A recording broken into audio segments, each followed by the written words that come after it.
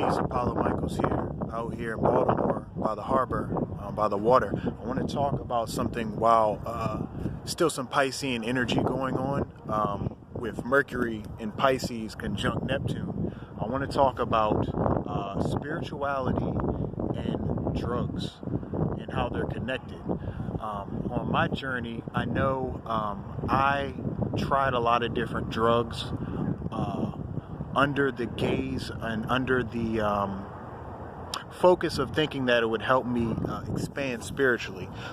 And I know a lot of people that, smoke weed even, are, the type of people that also are into meditation and the type of people that are also into chakras and spiritual things and, opening their third eye.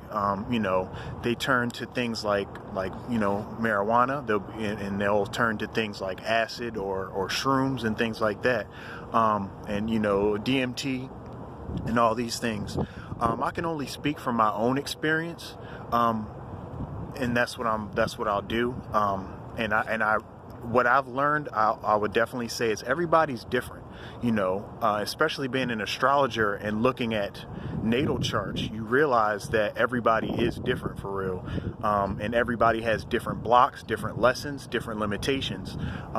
For me, I've realized that drugs, even though they can expand and open up your spiritual awareness, does more damage in the end. It ends up being an instant gratification, quick fix type of thing where you're trying to get spiritual advancement the quick, fast, and dirty way. I've heard also from spiritual teachers that I believe this is something that Master Gibson said, Dr. Mitchell Gibson, is that drugs are there to show you, they're a stepping stone. They could be looked at as a stepping stone to show you a certain reality or a certain, a certain reality or frequency. But once you've, seen this, it just becomes a block, It becomes a hurdle that you need to get over. Also, I listen a lot to Brother Panic, and a lot of the things he says about, drugs and these different things too for spiritual abilities is basically your mind can do it, is what he focuses on. It's like, and it's true. When we do different drugs, truly it's not the substance that is unlocking, that is creating the experience. It's the substance that is dealing with your chemical makeup that's unleashing something that's already within you. We have, that's affecting your dopamine or, your cannabis receptors. We have cannabis receptors inside of us, like real spit. So, the quick and short is these things are within you. So for me, I'm at a point where, I'm completely sober. I don't smoke weed. I don't do any hallucinogens or anything like that.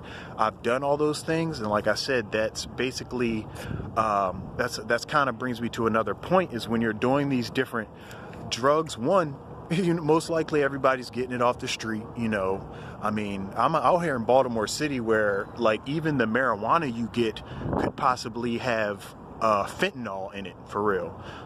So even with the marijuana, you don't really know what's in it, for the most part, unless you're going to, it's homegrown, you're doing it yourself, or you're going to the dispensaries, it might be a little safer. But, the general person doesn't even know what they're getting with that.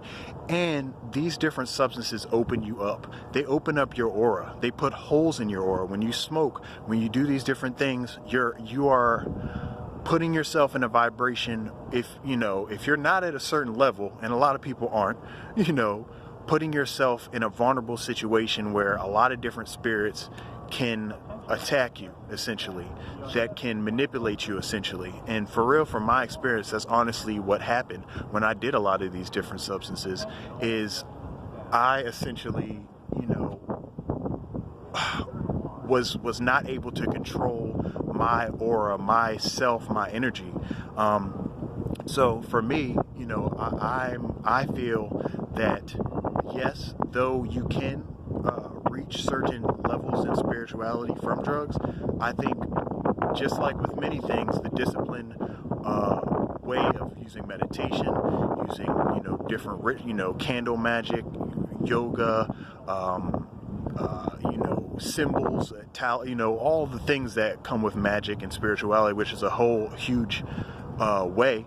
Reprogramming your subconscious mind in all the ways you can do that. I think going that route is much more of a better route to go in your spiritual development, because when you do it that way and you have a spiritual experience, it's not coming from it's not a short-lived experience. It's something that you've cultivated in yourself and built yourself. For example, you might have a Kundalini awakening or experience from doing acid or doing some type of hallucinogen, but after that hallucinogen is gone, so is that that experience. But if you work your way up and develop it the natural way, then that's going to be your life. That's going to be your natural way of experiencing the world. So that's my opinion on spirituality and drugs. Peace. It's Apollo Michaels. Out. Peace.